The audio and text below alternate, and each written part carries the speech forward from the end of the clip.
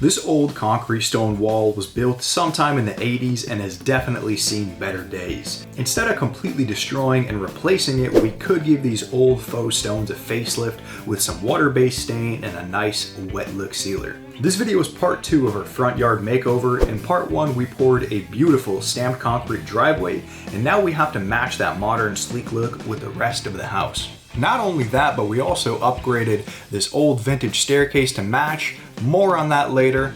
Follow us on this step-by-step instructional on how you could do this at home also, and the first of those steps is pressure washing these stones. They're absolutely filthy from all this dirt and gunk that has been settled onto them for all these years. We gotta clean that up.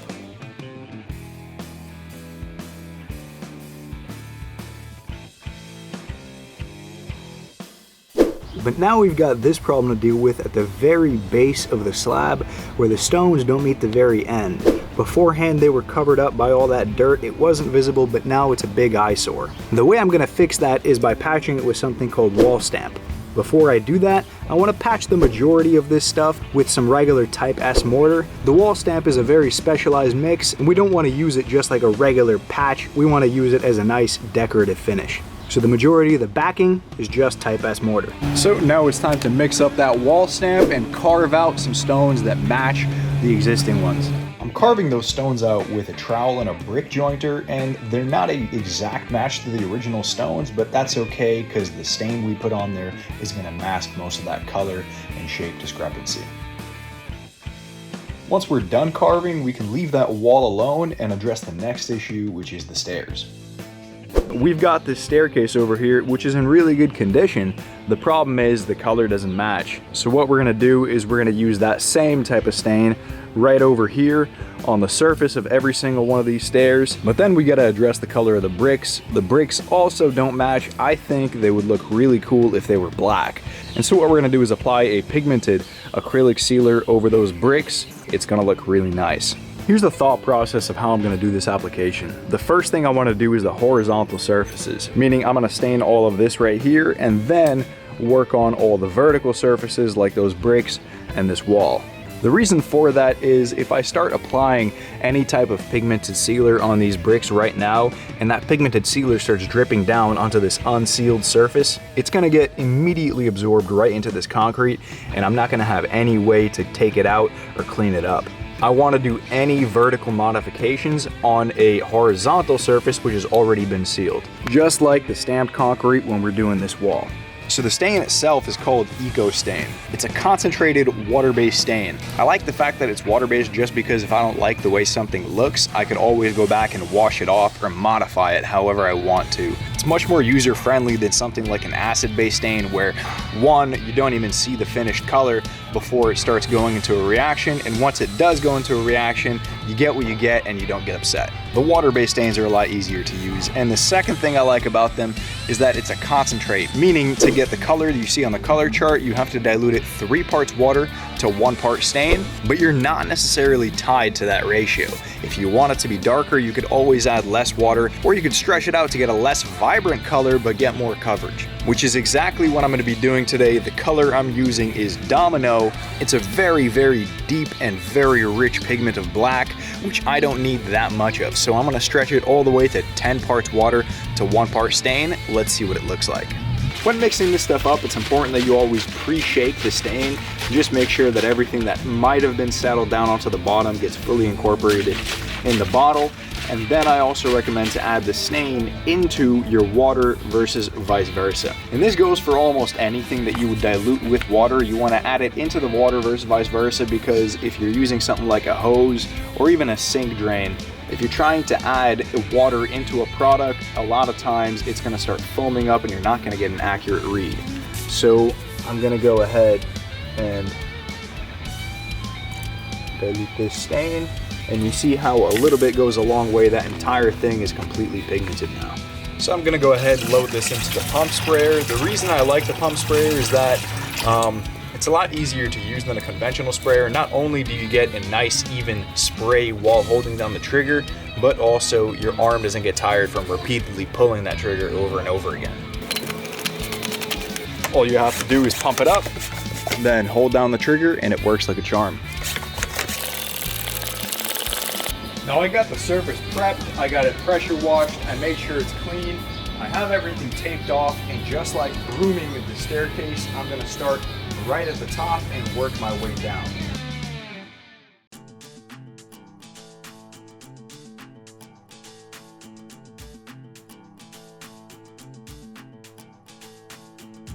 So the stairs dried out. They're really nice, except for one section I really don't like, which is right here.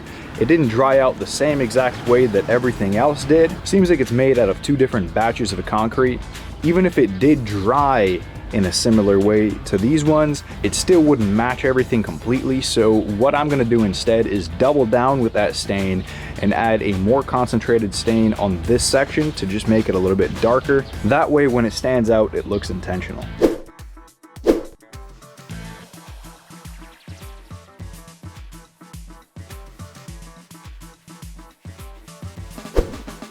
And now we gotta wait for this one to dry. It's a little bit more time consuming, but it's what's gotta be done to make the job right, to make it look good. Now it's time to go ahead and put the sealer on to lock this stain in place, make sure it doesn't get washed off with any rainwater, and to protect it from fading from UV light. The sealer that we recommend to put outdoors is acrylic sealers. This one is our clear acrylic sealer called HS200. It's a one-part system, so you don't have to mix up A and B. It's in the bucket, you spill it out, you roll it or spray it, and you're good. Now take a look how the color immediately starts popping as soon as you get that sealer on there. Look at how much more vibrant the color, how much deeper and richer the color gets. That's gonna happen with any type of sealer that you put on any type of concrete.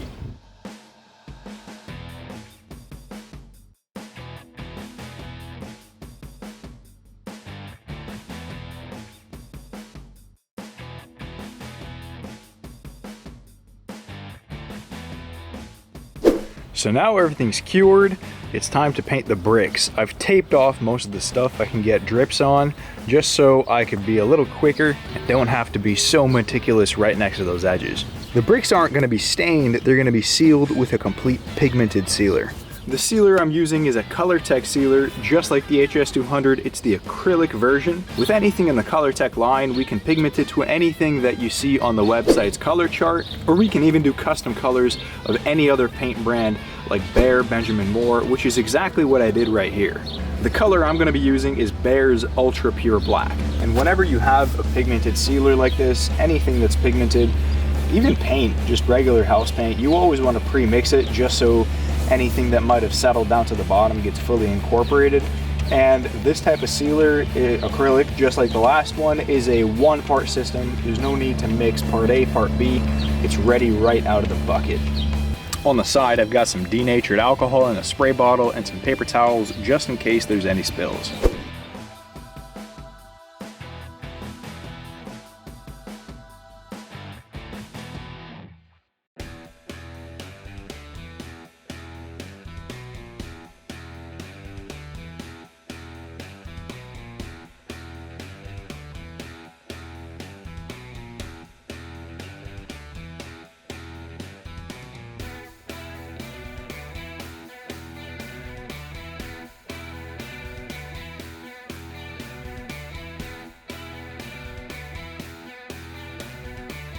So off camera, I got everything taped off. We're ready to start spraying that stain. The same ratio, we're doing 10 parts water to 1 part stain.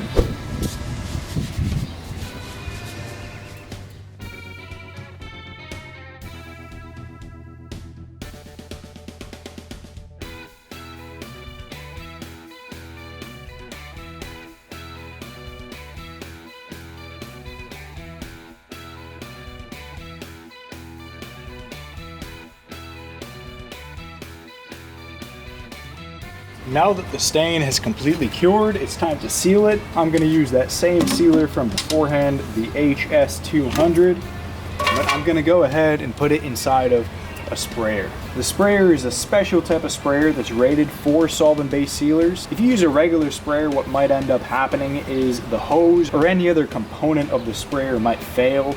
The hoses end up exploding, some other parts get corroded away. You need to use the right equipment for the job.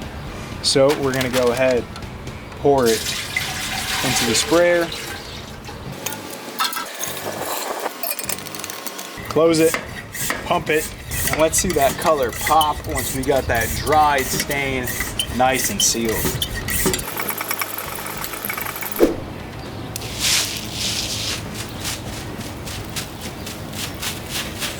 And here we see that color going right back to life, making everything look beautiful.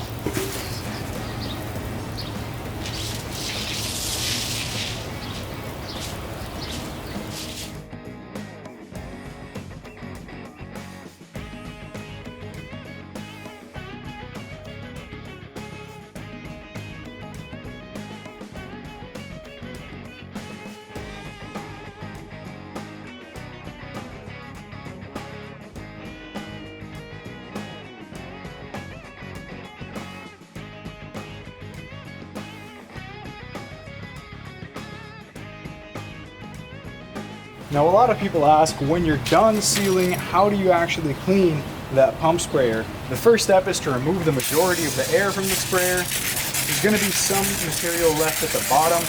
You want to get that out. You want to get most of the air out. And then afterwards, open it. And the trick is using acetone. Now, there's no more pressure left inside the sprayer. We're going to go ahead and unscrew it. And dump in some of that nice acetone into the sprayer, especially with solvent-based sealers like this. The only thing that'll purely eliminate that stuff is acetone.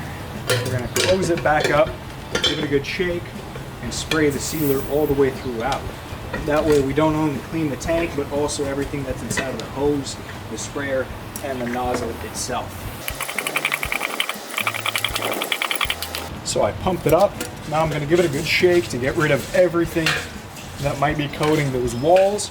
And into a little discard area, I'll spray out that sealer residue that's mixing in with that acetone. We're going to do this a couple of times. Each time the sealer is going to get diluted further and further.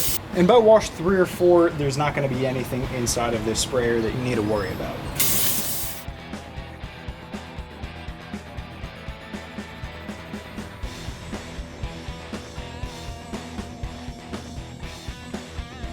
Now we're going to go ahead, wait till the next day, peel off all this siding, and let's see what the finished product looks like.